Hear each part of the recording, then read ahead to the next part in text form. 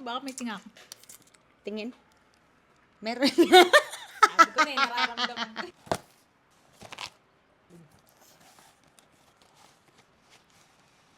Charan! Guys, may bawas talaga yung isa pag bumili kayo.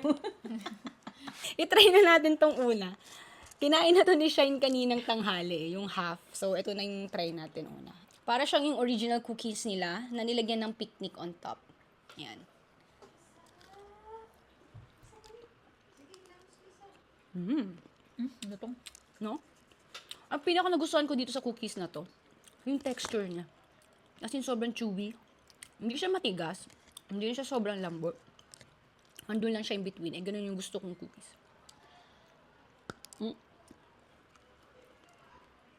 Tabi mo natin yan. Anong next? Tapos ang kinaganda pa, hindi pa siya oily. Mm-mm. Hindi siya greasy. Hindi siya mamantika, hindi siya mabutter. Itong s'mores. Okay, go. Tabili na ba natin yan? Hindi pa. Hindi pa. Ito, next natin itatry yung s'mores. First time namin ito matatry ngayon. Kuha lang tayo ng konti kasi hindi natin ito mauubos, guys. Diabetes ang abutin natin katapos ng content na ito pag inubos namin ito ni Shine. Uy.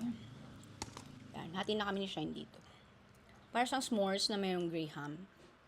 Lapit ka dito, baby.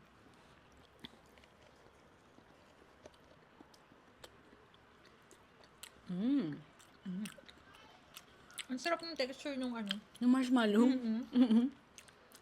Ang sarap nguyain ng marshmallow.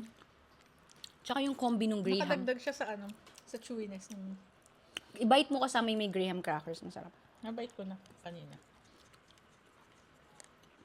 Sarap.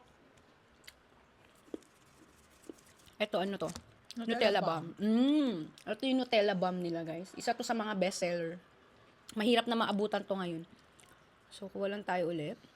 Nutella bomb.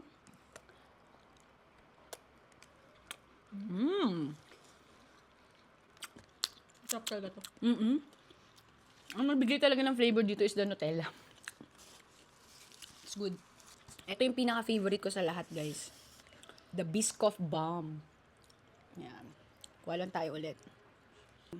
Biscoff Bomb. Cheers. Ay, sorry. Cheers.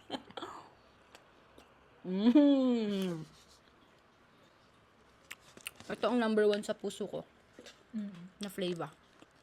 Next naman, itong red velvet. Sa lahat ng cookies nila, ito yung pinakaunang na-try ko. Itong red velvet na to. Pinaka-favorite ko din. Okay, hati lang ulit kami na Shine doon. Cheers.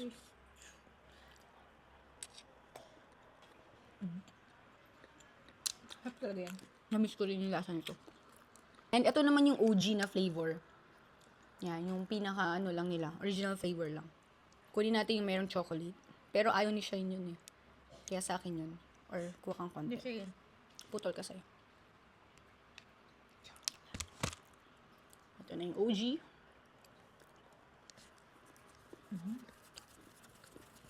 Sarap ng texture talaga. Promise. Not too matigas and not too malambot. It's just chewy and so good.